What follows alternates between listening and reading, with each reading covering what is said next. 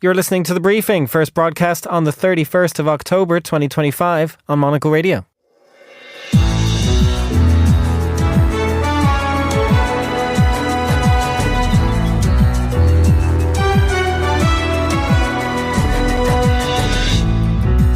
Hello and welcome to The Briefing, broadcasting live from Studio 1 here at Midori House in London. I'm Chris Chermak. Coming up on today's program, we'll get an update on Ukraine with Monocle's Giorgia. Giorgia, what's the latest? Well, we're going to be talking about this missile that Russia has actually used in Ukraine. It was the same missile that caused Trump to pull out of an arms treaty back in 2019. Nuclear weapons, a big topic this week. We'll talk about that and the EU trade deal coming into effect with Ukraine. We'll also speak with Monocle's Ed Stalker about judicial reforms in Italy that once again raise the spectre of Silvio Berlusconi. After that, Alexandra Palace is the name of the People's Palace. That's kind of the cornerstone of who we are. When the fireworks themselves go off and you get that light glow, then you can see all those heads below you, those thousands of people all looking up at the sky. And that's quite a special moment, I think. It might be Halloween in the US, but the UK is gearing up for that quirky tradition that is Guy Fawkes Day or Bonfire Night, and Alexandra Palace in northern London boasts the city's biggest fireworks festival. We'll go behind the scenes. All that right here on The Briefing with me, Chris Chermak.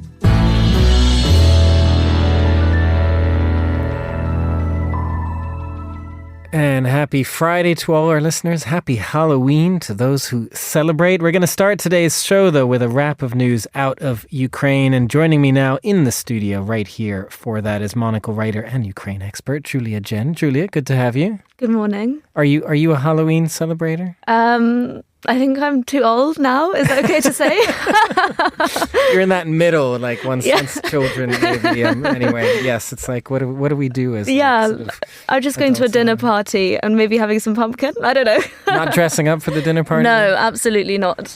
Absolutely not. We did a whole segment on another show about whether you should dress up at parties. But anyway, we wanted to talk about Ukraine, of course, Giorgia, and we wanted to start with this interesting revelation that you mentioned at the top, and it comes just after Donald Trump's decision to resume nuclear testing in the US, which has really put the concept, the idea of nuclear weapons back in the news. And there's a sort of separate development, but kind of related to that apparently Trump abandoned the nuclear treaty with Russia all the way back in his first term due to a particular missile that Russia is using. Yes, so this is the missile that, it doesn't have kind of a sexy name like the Burevestnik or Oryeshnik or whatever, but this is the NM729 cruise missile that is capable of carrying nuclear warheads. And it's actually been used in Ukraine. Back in 2022, there were several uses of it, the Ukrainian Foreign Ministry has said, and also this year. So Russia pulled out of this treaty in August 2025, obviously, 6 years after Trump himself pulled out of it in his first term, and they've been using this missile on Ukraine. Russia has been using this missile on Ukraine. Apparently it's been used 23 times since August, so at various moments. It was one of the missiles that was used to actually hit Lviv Oblast. And Lviv is the westernmost. It was used to hit a tiny little village in Lviv Oblast, residential building. So you've got this enormous missile heading across Ukraine. It wasn't intercepted. It's very difficult to intercept. It has a different sort of axis, a different arc that the air defense is not as kind of trained to sort of hit down. So anyway, it came crashing down in this tiny little village. And this is one of the documented uses that, for example, Reuters could confirm this is where it has been used, or at least come as close to confirming as possible. They found some debris basically with its kind of number on it. So yes, and I think it's interesting because I guess for Ukrainians and for people around the world, it vindicates Trump pulling out of this treaty. Russia has been developing this cruise missile. It's been going, kind of flaunting international law. I mean, we can see this in absolutely all fronts of everything. It's been flaunting international law, flaunting these kind of treaties, and going beyond just using Ukraine as a testing ground for these missiles, but actually preparing, really, some would say, for using it elsewhere, kind of military use here as well. It was actually designed to use on Europe itself. So I think for European neighbours, this is a very chilling development and chilling announcement from the Ukrainian Foreign Ministry. And as you say, part of the issue here is the fact that it is less detectable. It has reached parts of Ukraine that Russia maybe wasn't able to reach as easily before, going all the way to the west. And we did want to talk as well about just, I guess, the impact that this is having on Ukraine at the moment, because you've been talking to us this week about that impact, the fact that Russia is also targeting, for example, rail networks, rail depots. It's managed to impact mobile networks in the north of Ukraine. Is there something different there at the moment in terms of how successful Russia sadly is in disrupting life in Ukraine? I think we can see Russia is pursuing a policy of depopulation in Ukraine. So they're targeting, as you said, railway depots. Needless to say, railways are the absolute lifeline in Ukraine for getting civilians, diplomats, business leaders who are coming to Ukraine to do business here, business in Ukraine, and set up kind of their own offices and companies. You know, we've got lots of defense businesses traveling to Ukraine. And needless to say, again, flights, that's not an issue. That's not a possibility in Ukraine. There has been no civilian flight taking on and out, kind of going in and out of Ukraine since 2022. So you've got railways, postal networks. That's a huge, important kind of part of Ukraine's lifeblood, really, with its diaspora.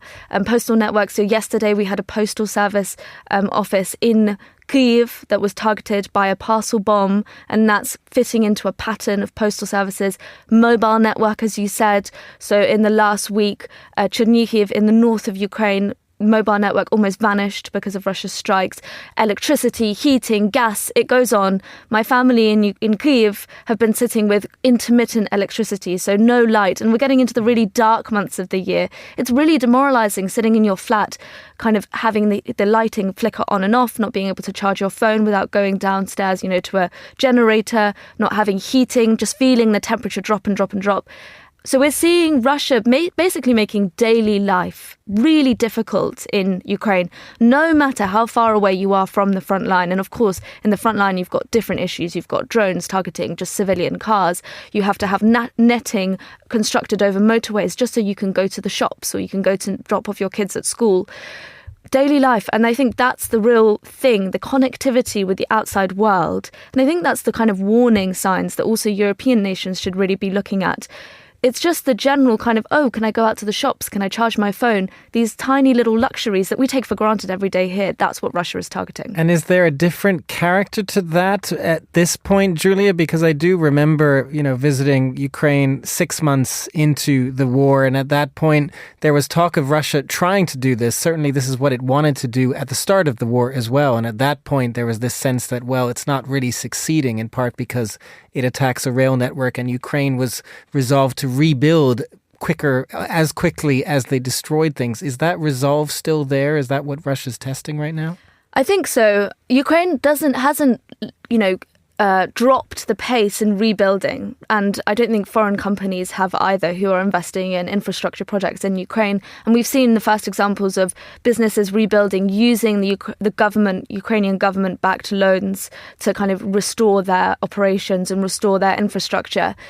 But I think that the scale, the magnitude of the strikes, we haven't seen such intense strikes. You know, we're talking here, and I'm talking about so many different examples, and I haven't they're also mentioned getting through in a way that they weren't. Exactly, air defense is running low, but also just the magnitude of how many drones they're launching, hundreds and hundreds of these drones, cruise missiles, you know, different things affecting all sorts of different regions of Ukraine. There's just the scale and the speed at which it's happening is just so fast that it's much harder to recover.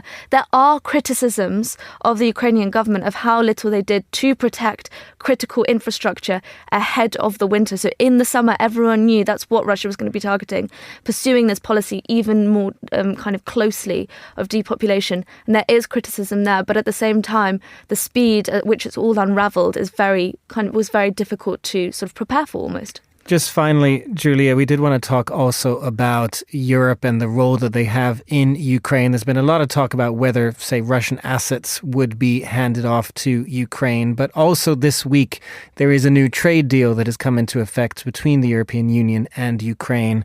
What is your sense of that? How big a deal is it? It's a really big deal. So Ukraine really relies on being able to export particularly agricultural products, because we've seen the Black Sea blockade, which Ukraine has managed to really alleviate that pressure on their exports that are supposed to be leaving, wheat, grain, etc., leaving for Asian and African markets. They have been getting ships through, but they have to have, diverted quite a lot of exports into the European market. Now, Europe and Ukraine, the EU and Ukraine have always had a close, relationship on this. Ukraine is the third largest importer into the EU after UK and Brazil, but there has been a lot of tensions as well between specific European states. We'll talk about, Slovakia, Hungary, Poland. But this is a really, really important deal for Ukraine in terms of getting its agricultural products out. Farmers are under huge pressure, and if they can't sell their products, they will go under, because they're also, grappling with landmines, with shelling, with targeting of agricultural equipment. And so they need to be able to sell to actually be able to continue operating. And I don't need to remind, I think everyone kind of understands, Ukraine is the breadbasket really of the world. And so Ukraine being able to continue its agricultural production is so important for, populations across the whole world.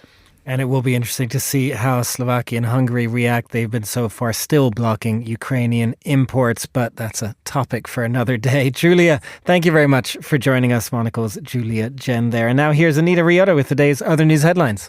Thanks, Chris. Iran's Foreign Minister Abbas Araghchi has condemned calls by Donald Trump for the Pentagon to resume nuclear weapons testing. The minister said the U.S. is a nuclear-armed bully and called the move both regressive and irresponsible. Experts say D.C.'s move is likely a response to recent actions by Russia and China, rather than the administration's ongoing dispute with Tehran. Radio Free Asia says it's suspending its news operations from today due to the ongoing U.S. government shutdown and funding cuts by the Trump administration. The outlet's president and CEO, Bei Feng, said it was taking further steps to responsibly shrink its already reduced footprint and hopes it can return in the future. RFA was founded nearly 30 years ago to report on China and other Asian nations without independent media. The ranking of the world's 50 best hotels has been revealed, with the Rosewood Hong Kong nabbing the number one spot. Asia dominated the list, securing the top 3 positions, with the Four Seasons Bangkok at Chao Phraya River and Capella Bangkok coming in second and third, respectively. Those are the day's headlines. Back to you, Chris. Thanks very much, Anita. And we're going to turn to Italy now, where a series of judicial reforms spearheaded by the country's right-wing Prime Minister, Giorgia Meloni, have reached a significant milestone vote in the Italian Senate. And to get more on this, we are joined by Monocle's Europe editor-at-large, Ed Stalker, who joins us, as always, on the line from Milan. Good afternoon, Ed.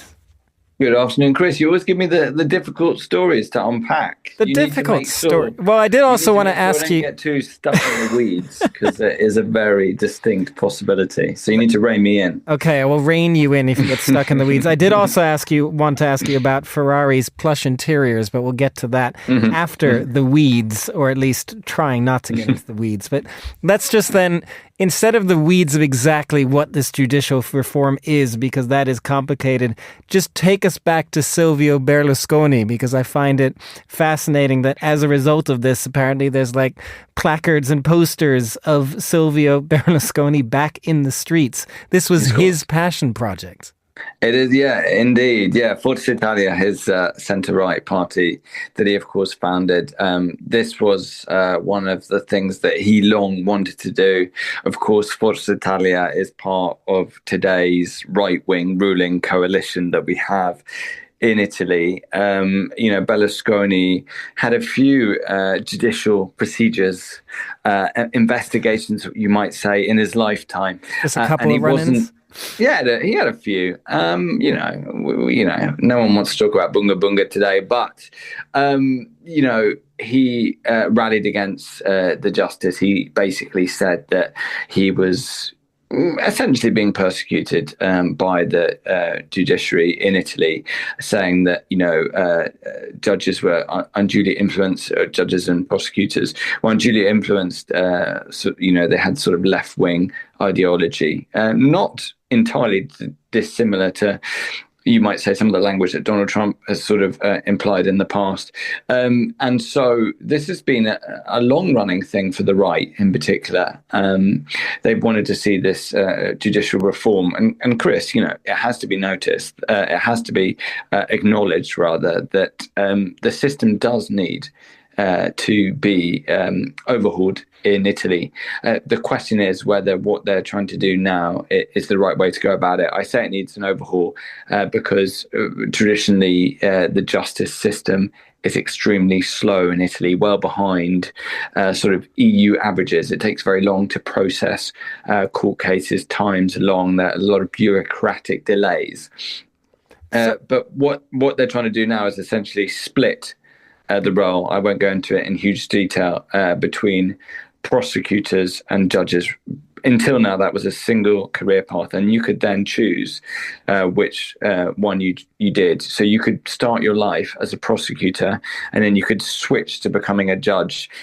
You can only do it once in your career, and it has to be within the first 9 years of your career. So it's not like you can keep switching entirely throughout your career. But the right argues that, if you were to become a judge, you could be influenced by your former circle of prosecutors, and therefore there could be a conflict of interests.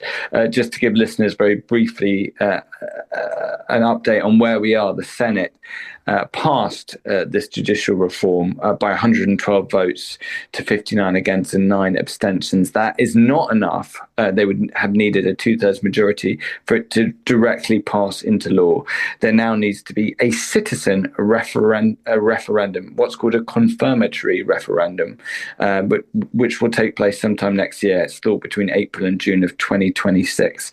If that is then approved via the referendum, it will indeed become a law, Chris.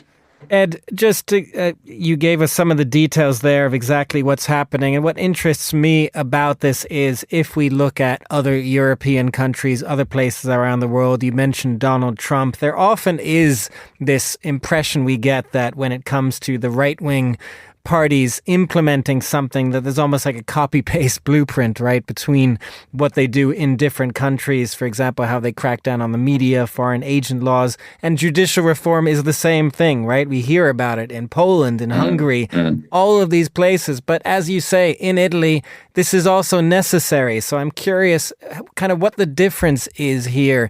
Clearly, it's something that's being tackled from the far right without the opposition involved. But is what they're doing really of the same character as what we're seeing in, say, Poland and Hungary? Well, I think the two things, as I said before, there is, this judicial backlog in Italy, although that has improved recently. And so there's a question of whether any of this is actually going to improve the way the judicial system functions, and as in how efficient it is. This seems to be tackling more, or aiming to tackle more, this potential conflict of interests, politicization of the justice. But of course, what it is doing is showing how polarized the country is, because the left and the right say it in almost entirely different ways. Like I said before, the right makes this argument that it will actually improve the functioning of the justice system. It will make it less open to, being fiddled with, if you like. They're also changing the sort of governing body and the way people are elected through this lottery system. So they say this is all a fairer way. The left is saying it's essentially sort of divide and conquer. By splitting up the judiciary into these two things, you make it weaken and more open to political meddling. Then you have to look at it in the context. Again, this doesn't necessarily mean anything, but it's interesting to see the way Giorgia Meloni talks about the judiciary, because she uses pretty blunt language. Just this week, the Corte dei Conti, which is basically an auditor's court, it sort of is there to oversee public spending, rejected this project from the government to build a bridge from mainland Italy to Sicily. This sort of almost could become a white elephant. This project that's been talked about for decades, which would of cost potentially the taxpayer a whopping 13.5 billion euros. That's considerably higher than it was in the past. The fact that it's been rejected by this court led Meloni to talk about intolerable interference and judicial overreach. So her language is pretty strong on this point, and she's had a few run-ins with the judiciary in the past. You know, she wanted to have these migrant camps in Albania that was rejected by the courts as well. So there's been various run-ins. So I guess, you know, from the left and some of the centre's point of view, this reform coming mixed with the way she talks about the judiciary makes them fear that it's a way to control it more, Chris. Well, we'll let you take a breath there, Ed, from the weeds of judicial reform. And just finally, well done, though. Well done. Monocle's November issue is out, as we're just about hitting November in a day. And you have been, as I mentioned at the top, checking out the plush interiors of Ferraris. Tell us about that. Yeah, just for a seamless and total change of direction. Completely changed. I thought I did that segue very well. I think you did. It was seamless. Yes, for the November issue, which is out already, came out just recently. It comes out at the end of October. It's out. I was in Le Marche, which is the home of Poltrona Frau. You know, this is a company that you may have heard of for designing furniture, for designing sofas and armchairs. But they also have this incredible and fascinating side to their business, which they've been doing since the 1980s, which is they do interiors for very high-end cars. And so I was down there looking at all the procedures that they're doing. They also bought a company in the UK recently to sort of extend their market, the UK and Italy being the two biggest sort of luxury car market. So I was there to sort of see what they do, to speak to the CEO of that division, which is called In Motion, and see how they're really expanding that. It's become a bigger part of the business. It's doing really well, and it's just it was fascinating to sort of see all that know-how, artisanal know-how, really transferred from a sofa, as you may know, Poltrona Frau, to the interior of a car, Chris. Very interesting stuff. I'd suggest everyone check out the November magazine for that look at interiors and so many other things. Ed Stalker, our editor-at-large in Milan, thank you very much for joining us. You're listening to The Briefing on Monocle Radio.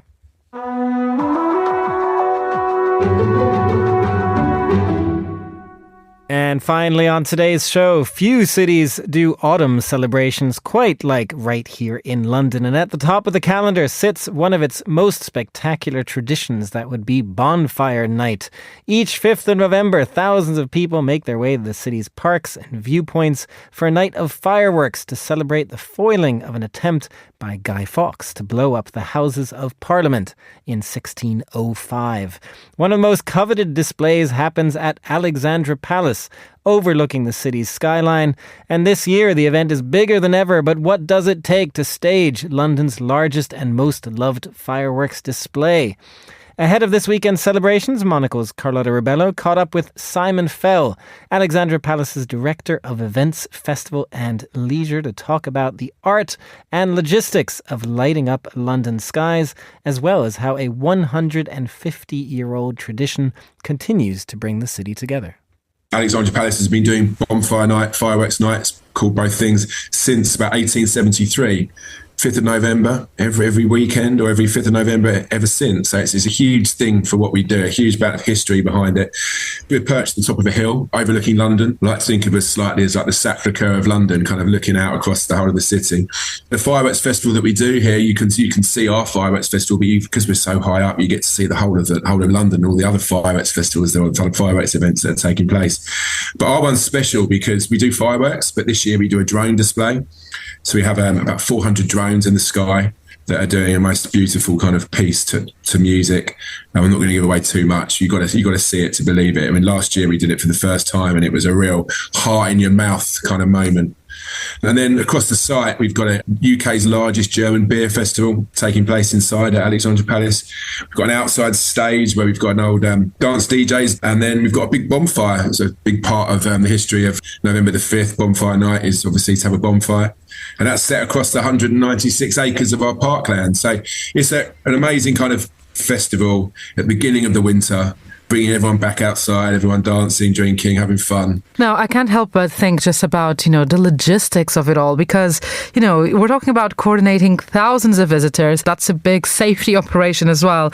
Over 196 acres of land in the park. So what does even planning something of this scale actually look like behind the scenes? We start planning the next year during the event that we're doing this year, thinking, how can we tweak that? How can we improve that? What can we do here? What can we do there?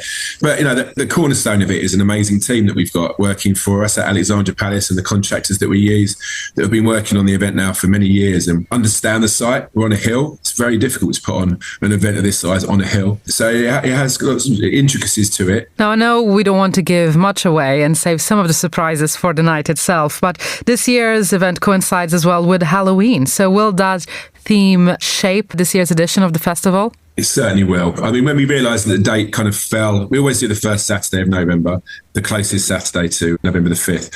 And we realised that the Friday, because we do it across 2 days, falls on Halloween. We thought we've really got to kind of embrace this. We've got to lean into the Halloween, which we are this year. We're encouraging people to come in fancy dress. We want to make this the biggest fancy dress party in the country. So there's prizes on offer for kids and for grown-ups for best fancy dress outfit across both days. We have a Halloween themed bonfire. The drone display is going to be very kind of leaning into Halloween, a giant skeleton running across the skyline. And then inside, we've got a ghost tour. We're doing a ghost tour around our Victorian theatre. A little bit of ambience to that and spooking them as we tell them stories of the past of the Alexandra Palace Theatre.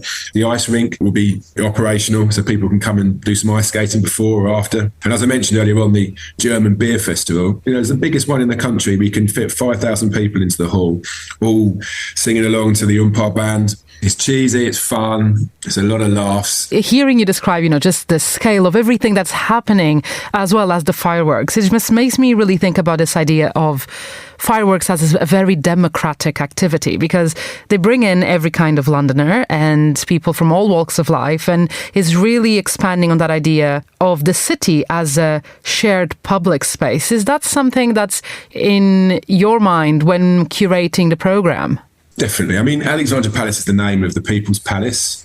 I think that's kind of the cornerstone of who we are. We're known for that. We were built with that kind of brief in mind, to be a place where people can come and enjoy entertainment, be that regulated entertainment, a walk in the park. The People's Palace, as you say, kind of leaning into that kind of more democratic way of putting on an event, is very much who we are. But when you look out over London from the top of the palace and you can see right across the city, all the way to the South Downs in Sussex and over to Kent and over to Essex, you're really high up. And you know that all those people that you can see when you're doing the fireworks display can see you as well. And even though you don't get as good a taste of the display as if you are on site, I know that locally people that have gardens that back onto the palace, they have parties in their gardens watching the fireworks go off. And even though you've got thousands of people coming to the event, there's lots of other people around the peripheries that are enjoying that night, enjoying that day as well. You see it in the local restaurants, the local pubs. After the fireworks night, they're all packed. Everyone's come to the event and then on their way home, they're having a drink, having a bite to eat in a restaurant or a pub. And there's a real strong atmosphere around the area. The area really feels alive on fireworks night. And Simon, just finally, you're someone who's been with the team at Alexandra Palace for quite a while, for nearly 2 decades. What is your favorite moment of the festival each year? What's the thing, that you take a pause, take your breath and think, this is why I do it. This is all worth it. When the fireworks themselves go off, or the drone display last year was pretty amazing. When you're looking out over thousands of people and the fireworks crack off and you get that light glow, and then you can see all those heads below you, those thousands of people all looking up at the sky. And I think with anyone that works in events will tell you, it's when you're looking out over an audience of people that are all enjoying themselves. That's quite a special moment, I think, for any event manager. Simon Fell, Director of Events, Festival and Leisure for Alexandra Palace, speaking with Monocle's Carlotta Rebello. There are still tickets available for the festivities at fireworks.london. That's all the time we have for this edition of The Briefing. It's produced by Carlotta Rebello. Our researcher was Joanna Moser. Our studio manager was Christy O'Grady. The briefing is back on Monday at the same time. Happy Halloween, everybody. Goodbye, and thanks for listening.